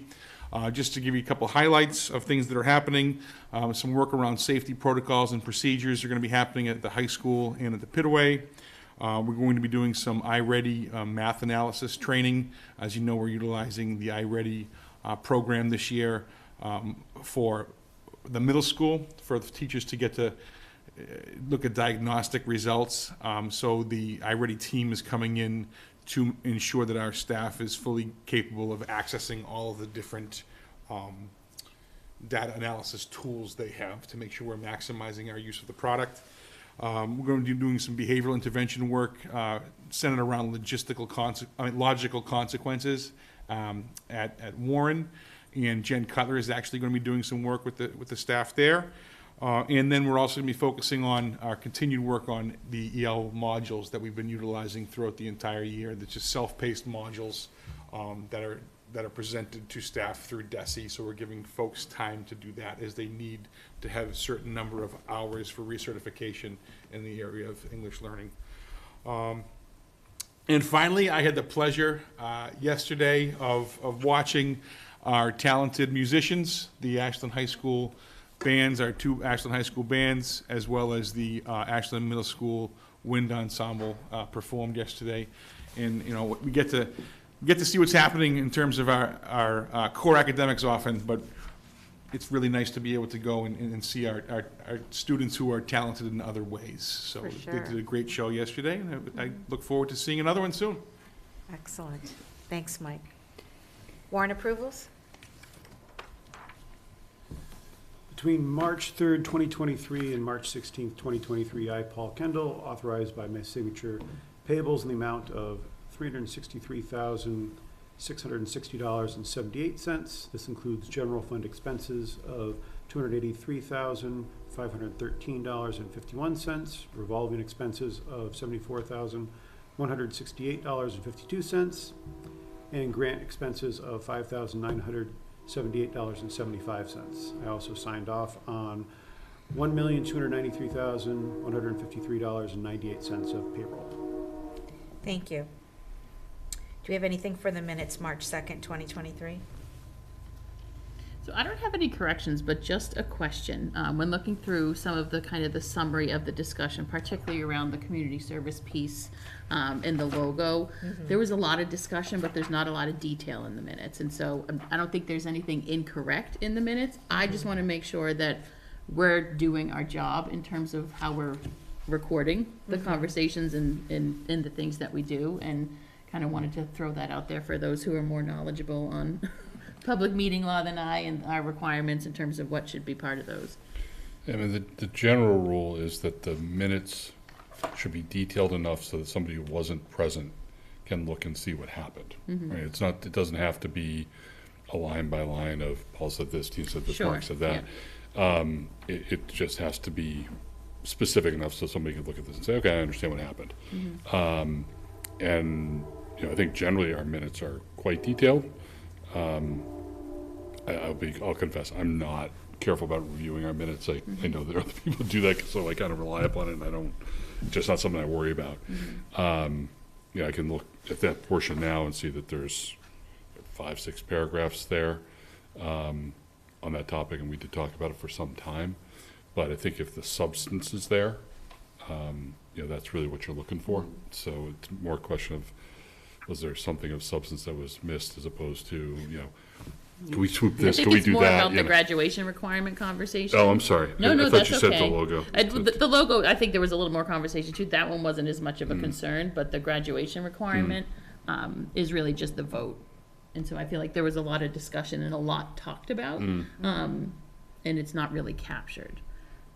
Yeah, I mean, if you think it's not complete, I think we should see Yeah, it. we Review it. we can always punt it to the next one Yeah. and review that section. I was just gonna say, clearly does not need to be a line by line. I mean, there was No. like 45 minutes of conversation, but just a little bit about what the. Right, and the- when we've changed things in the past, which is rare, because I think generally it's supposed to capture the gist of the meeting, but if there's a member who feels like they made it a point that was important to them, and it didn't get captured, and you want it captured, it's absolutely appropriate Right. Yeah. to. Well, in particular, this, I think there was a lot of conversation about our commitment to community service, even though ultimately the decision was to change the graduation Yeah. requirement. I think it's Let's do important. nothing with it, and I'll have Gretchen review it Okay. and go back to the video. Sounds great. Excellent point, thank you. Back to the video. All right, gifts and donations. Yes, just one. Planet Aid for $335.58. Move to approve as presented. Second. All in favor, Paul? Aye. Tina? Aye. Mark? Aye. Aaron? Hi. An aye for me. Member updates? I'll start with you, Aaron, since you've been coming to you last all night. That's fine. Just tri-board last week. That was it. So I did after the discussion, I did some interesting research about what other communities are facing. some very interesting approaches on closing their budget gaps, including Hingham having a placeholder, but no dollar value yet for to close their gap, but the whole infrastructure built around it, and the vote is in, Interesting. a month and a half. So Yeah. Well, thank you. That was a good meeting. Anybody else? I know you always have a building. I'm actually going to give you some longer updates, so I'll let anybody else go first. Yeah, I mean, the only thing I was gonna mention, Mike already mentioned the high school and middle school concerts last night, which were fun to see, and the high school drama production of Mamma Mia recently was phenomenal. I don't know if any of you had the opportunity to see it, but they all did a really wonderful job. In that as well. And last night, AshPAC had a meeting. It wasn't the typical meeting. Brittany nor I were necessary. I wasn't actually even at the meeting. Brittany and Colleen were there. Colleen Brewer, who is our administrative assistant, if I have her title correctly, for the special ed department, presented to AshPAC and all the parents there on how to use the document. And I'm eSped, right? Yep. How to use eSped, which is the kind of electronic system where we share IEPs and information and whatnot with parents, and it can be a little confusing. And so it was a nice training for the parents there to figure out how to use that and who to get in touch with and who Colleen was, because pretty much every special ed parent works with Colleen to schedule things and whatnot. So it from the feedback I heard, it was a good meeting, and it was well attended. So. Excellent, thank So you. the only thing I have is, at high school site council earlier today. It was actually a fairly short meeting, but Kelly certainly presented on the discussion we had around community service and kind of briefed the site council. For some reason, all the students were on strike today. They did not come, and apparently they had some discussion amongst themselves. I don't know where I can go today. But there were a fair number of teachers and parents there, and not a lot more conversation. Most of it kind of revolved around, so what are we doing with senior privileges and that kind of stuff now? But she's clearly working through sort of the next steps. And there was a little bit of conversation about what that might look like, and the option of, sort of some sort of class program, and that had some interest there too. So just share that as follow-up to the conversation we had at our last meeting, which apparently wasn't well documented in the minutes. And that conversation will continue. So that's all I have. Thanks. I don't have anything to add. I've been to some of the things that you guys have mentioned, but I won't take time. I know you have something to share. Yeah, so I just wanted to give an update on some of the things. There's some cool stuff that we have to share, so let me share my screen. So What's that? I don't know, I thought something really lightning outside. So one of the things that the design team, along with Jenna and Mike and Jim, we get together, and Esmer as well, to kind of finalize some of the designs. So this is just a rendering of what we decided for the playground surfaces. So what you're seeing here is just a top view. So out in front of the school, we have the three surfaces, the hardscape, the basketball court. It's just gray right now. We're still going to work out what we want that to look like. But the two playground surfaces, which is going to have that soft surface, so that soft rubber surface. This is the design we ended up selecting. So it's kind of, I got to play on almost like a water and island kind of feel. So the kids So it looked like miniature golf. miniature golf or what? Yeah. So it's really just playful. We can see the kids not just playing with the structures, but also just the entirety of the space. So I wanted to share this with you. So this is a rendering of what it might look like, coming towards the building with that central walk. So that's the color of the surface. It's also those are the apparatus we're going to have, and those are the colors for their apparatus as well. So that darker blue for the plastics and things like that. And yes, in the rendering, the brick is a little warmer than it looks like there, but this is kind of an exciting. Are we picking Ashland blue that's going to match with the logo and everything like that? No, not for these things. Under the canopy is as close as they can get to our Ashland blue, and some of the paint colors inside. So one of the other things we did is recently, working with our landscape architect, kind of went through the interior courtyard and tried to make sure we're leveraging the space in there and making that a very functional and exciting space. The initial design kind of just split it into two sections with a horizontal line.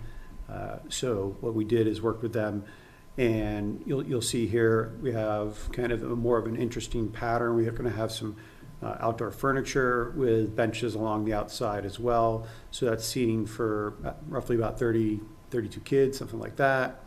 And that doesn't include the benches. And Is that fixed seating, like they're on the ground, or do the benches so, move? so the examples we have here, so you see down on the left-hand side, the tables and chairs. So those are kind of stool-based chairs that are, movable. We're talking about probably some combination of fixed benches and potentially movable benches as well.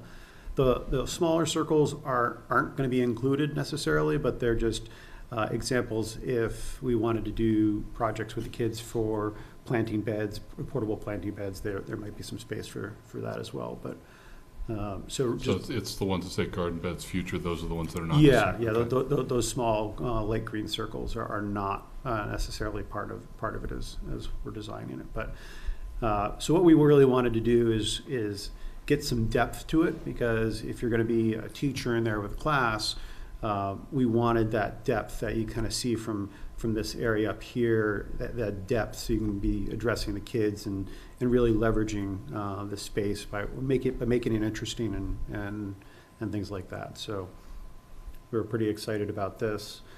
To give you an idea of some of the plantings that Paul, before you go to the plantings, can Yep. you go back for a second? Mhm. The table and chairs and the bench, are those a poly wood product, like a plastic wood combo, kind of like an AZEC, or are they wood that's going to need to be oiled every year? No, this is all going to be low maintenance stuff. So I don't know that they spec the exact table and chairs. I know Stimson has used those particular ones at other projects, but I don't have the specs on it handy. But yeah, all of this is designed to be low maintenance. Okay, thanks.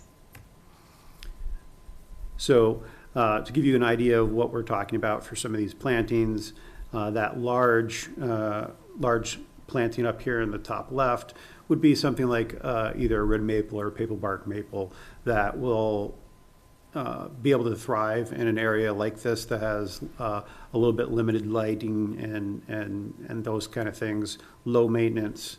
The smaller ones you'll see around there might be the service barrier dogwood. And then along the bottom here are some of the ground cover that would be in those green areas as well. So just this is a meeting we had with our landscape architect last week, and we have a lot of meetings that I'm like, okay, I'm not really excited about, but when they sent us these slides, I was really excited about that meeting. It was pretty cool to be able to talk about them, have good things to talk about there. So Paul, on the ground cover that shows there, I assume that's going to be in the green areas on the. exactly. Yep. And I understand it's just an initial sketch, but is there going to be any maintenance required in terms of, like, is it?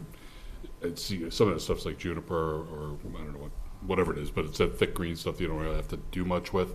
But the one on the left of those three looks like it's some form of grass. Yeah. Is that not the case, or? Yeah, so I mean, it's some sort of grass, but it's supposed to be left wild. It's not like, Okay. it's not like a mown, It's not something you have to mow, mowed or- surface, no. This is all, Flowers and. yeah, so, and to Jenna's credit, when she envisions community service, she's expecting the kids to do the majority of maintenance on this. I mean, it's gonna be low maintenance, so we're not talking about a lot of things, but that's her goal, is that. Leaf raking in the fall? There you go. Yeah, There's the- got to be cleanup, right? Yeah, so, it. but to her credit, that's what she envisions part of the community services, is say, this is your community, let's take care of it. Absolutely. So, Excellent. So because it's, Paul, it's enclosed, right? And it's not like you can get a leaf blower in there, like how, those are all, why wouldn't you be able to get a leaf blower in there? There's doors. where you, yeah, but you're not going to blow them into the building. Right, but you can certainly use, Pile 'em up. you can pile them up, and then, so just to there's doors, probably easier to see it on this one, hold on, go back to this one. So you see that there's, this is a door, it's a little hard to see maybe in the thing. There's a door here, there's a door to There, the, yeah. to there, and in here, so, and off to the left is the music rooms, and then a hall over to the loading dock.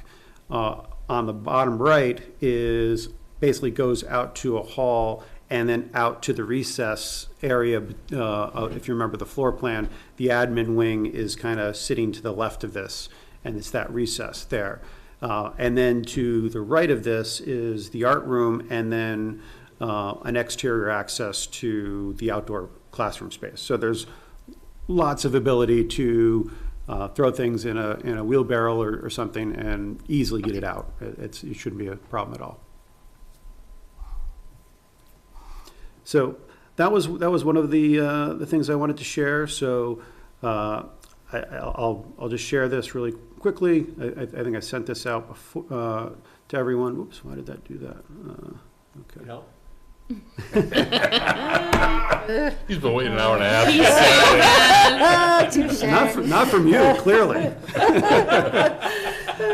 So for the plaque, for the building, this is the design we've talked about with the design team. And so I've sent this out to you all and to the other committees to get any corrections or modifications. If somebody would like a more or less formal name, to be a junior like Michael or not, things like that. So, but this is going to go. We were walking with our lead architect the other day, and as you walk in, just to the left of the main entrance, there's probably a nice spot for the plaque. If anybody cares, I do middle initials, so if you want to be consistent or whatever, yeah. Yeah, so Mark's already sent me that, yeah. I sent him an L. And the select board, Brandy asked that the chair, the board title for her be removed simply because they do rotate. So she thought it better equity with the duration of this project that there's not a chair designation on theirs, but it certainly makes sense for ours. We've had a chair for 10 years, the same chair for 10 years, so things like that. So that was another thing I wanted to share. I know on another project, there's been a lot about talk about a clock face, but this is the clock face that will be on the clock tower and on a clock in the cafeteria. So this is the clock face is actually a local company that does that, and so that we've contracted with. And this was actually a combination of two options we were given. We liked the clock face in the hands of one, and then the internal text and fonts of the Telecron, Warren Telecron Company, Ashland, Mass. Of the other, they were able to combine that, and so this is what we will see, and it's already on site, that we'll see on the clock tower and in the cafeteria for our clock face. All the rooms have just your standard clocks, nothing special on those. But. So is it actually a Telecron clock? Anything Telecron? No, so Recreation? yeah, no, Replica so kind of it's a replica, and the company that does this, this is one of the things they do. Okay. Is this, so yeah. It's just neat that it's a local company that we've contracted to do that. It's beautiful, Paul. Could we go back to the plaque for just a second? I just wanted to run something by the committee. We've been at this for, 5 or 6 years? How does anyone feel about Kathy's name being on there as well because of all the groundwork that she laid? I know we have to order it now, but there's, when we open the building, the school committee could look slightly different. Obviously, Lori, we want your name on there, but how does everybody feel about Kathy as well? I don't know if emeritus or something. I can tell you, I've had that thought.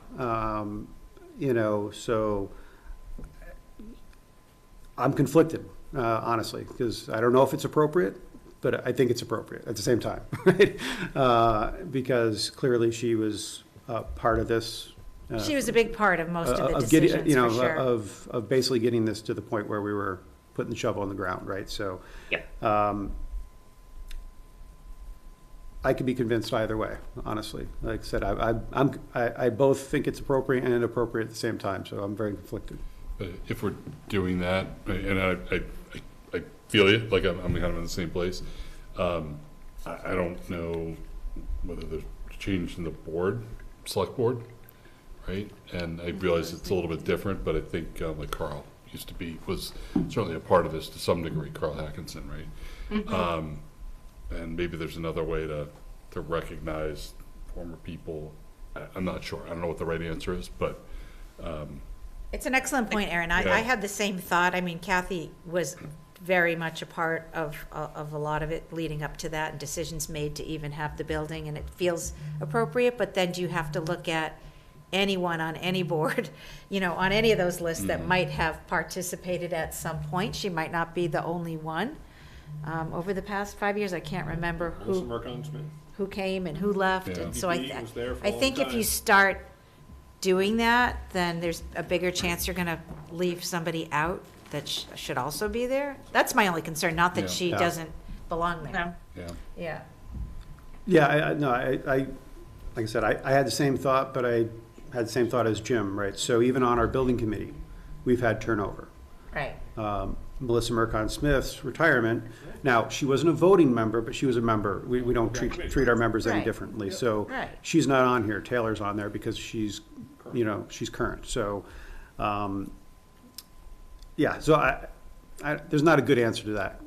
But it's a good question, but there's not a good answer. Yeah, good way to put it. What about, so if you had school committee, then select board, and then former board members, and you'd have like Kathy Bates, comma, SC, and then Carl Hackinson, comma, SB, and we limit it to just school committee and select board, and then I would actually, given who Melissa was to all of us in the process, I would probably put her there too, for BC and BC.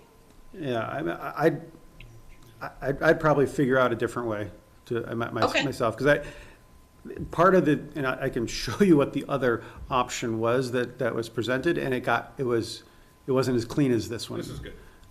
So we start adding things to this, it gets too busy in my opinion. The cleanliness of this plaque, I like, and I think if we start adding too much, while well-intentioned and everything you're saying is kind of what I feel, I'd probably leave it. But like I said, it's a question I asked myself even earlier today. So it's good question. I have no good answer for it. Sounds like we're on the same page with that, yeah. Could we, like I get the feeling that we've all kind of thought of this, could we ask to see a version that the designer comes up with that tries to address it? Maybe they have a different way of laying it out that wouldn't be too busy? No, because to Jim's point, where do we stop, right? You know, I would make an argument for Kathy and potentially Melissa, but I would not make an argument for Carl. I don't think he had really any part in it, other than he was on a board at some point.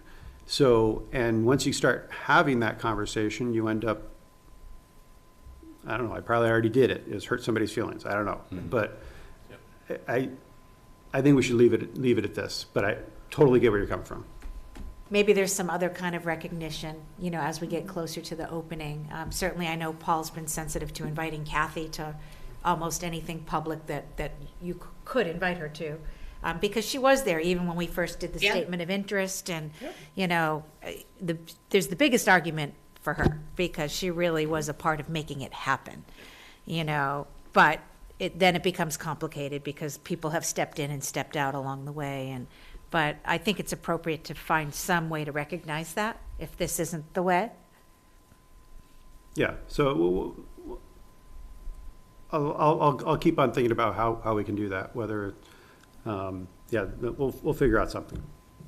Okay. Will you just please add the J and the period to my middle name? Can For can my you middle send, initial? you gotta send me the email.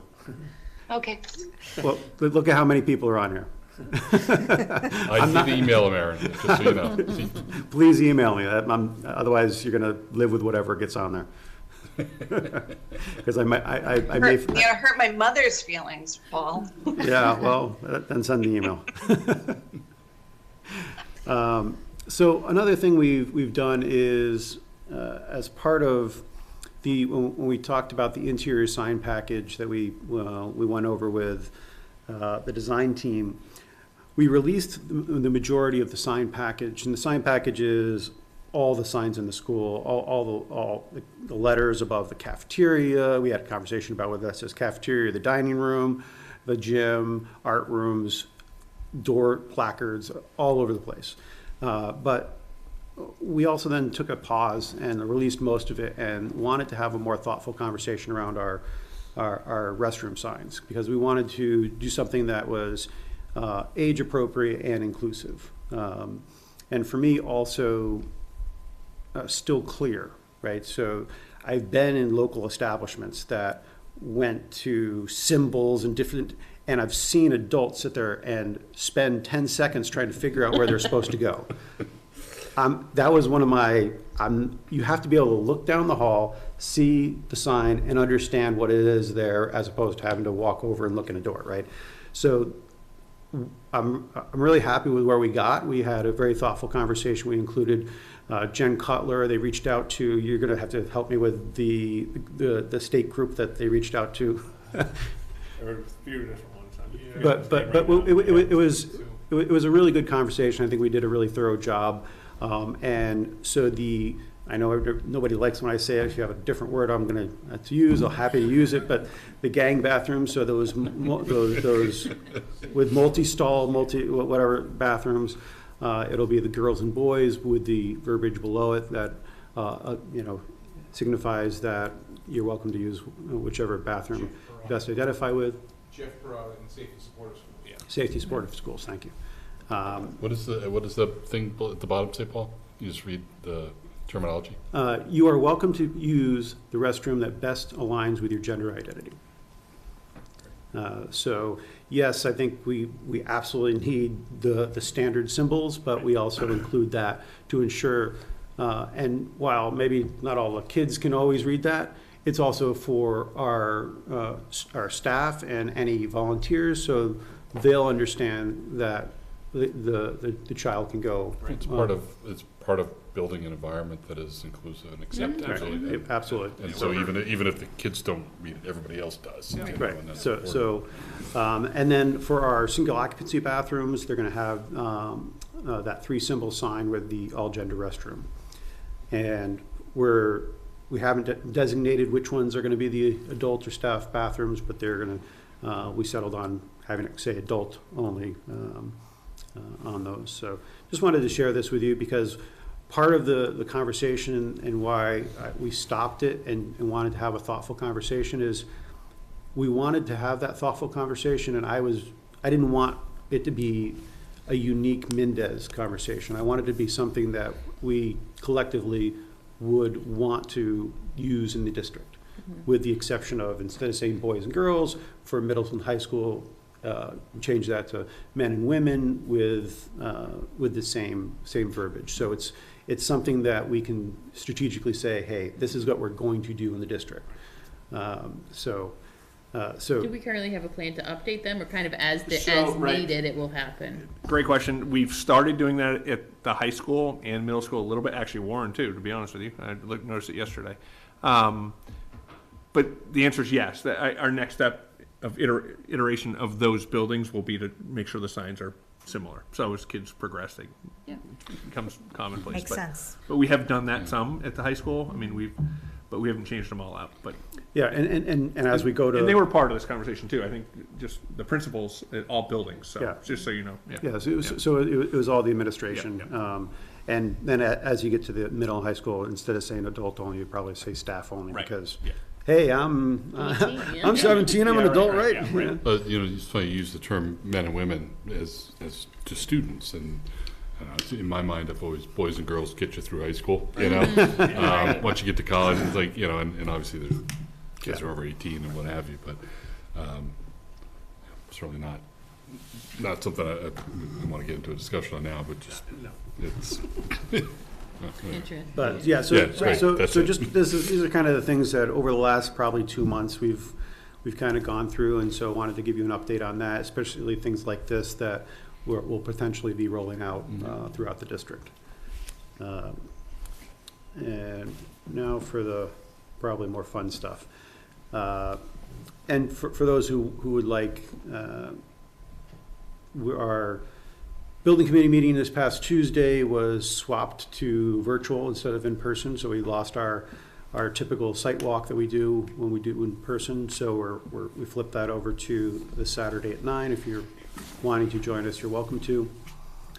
So these are some ones that they're actually old now. They were taken. I took these on the 10th, so last Friday, and there's plenty of things that have changed since then. But give you an idea of the status of the building. So this is kind of up on the stockpile in front of the building. You're starting to get a good sense of the massing and the look and feel that it's going to have from the front. Well, have there been any sort of any substantial, I know if I say setbacks, you're going to say of course, but has there been anything that is pressing or challenging the completion date that we've been aiming for? Sure. I got to find a way to ask that question to get a better answer. Is it knocking us completely off track? Yeah, well, so I mean, it really depends on the day you ask me, and Jim could attest to this. I think I texted him, my head was about to explode. I think it was yesterday, right? Yeah. So there certainly are challenges.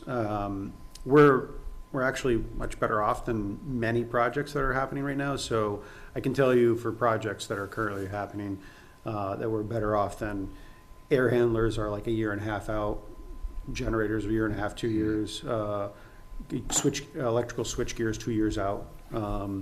So and it's kind of this, catch-22. It's getting worse because of the lead times everybody's pre-ordering, which increases the backlog. And so our biggest schedule challenge from just being able to open a school has been the electrical switchgear. I think I mentioned it before. We still don't have them. We were supposed to have them a month ago, but they have been shipped, and so we're still confident that we're on track. But everything's tight. This is one of the things that we're working through right now. While the pictures look all good, if I walked you up to some of these precast panels, we're working with some subs on some quality issues. That doesn't prevent us from opening the building, but we're working through wireless access points, swapping out ones that are more readily available, things like that. So the answer is yes, and I could spend an hour talking to you. Yeah, I'm not asking you to do that. all the different things, but we are on schedule for the substantial completion date of July 17th. We're currently tracking, I think, 3 to 5 days behind that, but they're confident they can, do some strategic overtime and different things to make up that time. But yeah, it's a loaded question for sure. I know. I'll figure out a way. By the time you're done with this, I'll figure out a way to ask the question so that I get the answer I'm looking for. I appreciate your answer. So this is obviously a view of the gym. One of the changes is that polycarbonate panel that's along the top. So that's been installed. So that's the, obviously the top detail hasn't been done yet, but the polycarbonate panel's in there. So this is a look from basically where the fields are going to be, up on a stockpile on the west side of the building, or the left side. All of the basketball hoops have been installed in the gymnasium. All of the well, not all, but the majority of the acoustical panel. That's that white band that's there. The rectangular cutouts you'll see there, and on the other side are the scoreboards. So we're getting a lot of these finished things in now. Has Mr. Adams had a basket yet? We've talked about getting the basketball and doing something we haven't. It'll be up there Saturday. So this is a shot of the kitchen. So the hood's obviously in. The tile is in. It hasn't been grouted, but the tile's in. Back in the back corner here, you'll see the cooler and the freezer. The walk-ins have been installed. This is an example of one of the classrooms that has. This is the double sinks and the countertops have been installed along with the cabinets. There's also a row of 24 cubbies for the students in the same space. This is a view from Jim's office. That goes in quotes, right? Yeah. This is I think his favorite space in the building. This is a view from the media center looking out over the cafeteria. The squares you see on the floor is they're laying out the ceiling tile on the floor, so they're mapping it out so they know where all the cutouts will be. So cutouts for sprinkler heads, different things like that. So they're getting lay that out. If you went up there now, all that material and stockpile that's over on the other half is gone, and they've laid out the whole area now. This is just some example of some of the woodwork and millwork that's going on. This is the media center. So looking at the kind of the tray ceiling that's kind of in the middle of the media center, that opening in front of us is to the STEM room. This is standing over by the clock tower on the roof, looking back at the media center. And from the other corner, looking again at the corner of the building there. This is just along the corridor, so this would be looking down along, if you remember, the interior courtyard, so it would be looking along the bottom. This is the corridor along the bottom of that rendering. This has even changed as we walked through the other day. They were laying the sills on these windows. This is one of the art rooms, so you'll see the millwork on top as well as a lot of the cabinets getting installed. This is a look at the interior courtyard. So essentially that hallway you saw is the second floor inside of what we're looking at here. So that's the concrete panels are along the bottom are getting installed. So this is again where we're in a better spot. So all of our mechanical has been delivered and is on the roof now. So this is the back half height story and a half roof that is behind the gymnasium and the kitchen. So kind of if you look to the left here, you see the height of that wall. That's the 2-story wall. So this kind of insets that much. So not very visible, certainly not visible from the front of the building, but even if you're back behind there, it sits down below. But we're fortunate we have our generator, we have all of this equipment, so where a lot of projects are really struggling with that. This is just a view. This is the counselor's conference room. So it's in that front corner. The parking lot is through that window over there, so you'll see the fence in that first pane of glass. That is the fence around the grave. So give you kind of location where this is. So this is along that row of counseling offices. This is just a shot inside of the nurse's suite. So those are just the ones I posted last Friday. So the updates, but. So if you have any other questions about the project, but wanted to give you a little more complete update on some of the things that are going on, so. I just want to say thank you as always, Paul. I mean, the level of detail that I know you're involved in this project is probably more than anybody who's ever done one of these, is my guess. I don't know, I've never seen it up close and personal, but you know, you've put in more time than I think anybody could reasonably expect for somebody in your role, given your work, you're on this committee, et cetera. So just continue, thank you to you, and of course, you know, the full school building committee, and I know Mr. Adams and Mr. Kyra, but you know, thank you for the level of detail and attention you're putting into a lot of this stuff. Appreciate it. Well said, ditto. That's all I All have. right, Fabian? thank you. Yeah, so anything for action items that we need to capture? Nope. Something from tonight? Okay, ready to? Move take to a adjourn. Second. Second. All in favor? Aaron? Aye. With 4 minutes to spare. Go ahead, you Talk to did my it. boss. Paul? Aye. Gina? Aye. Mark? Aye. Good night, everybody. Thank you. Good night. Thank you.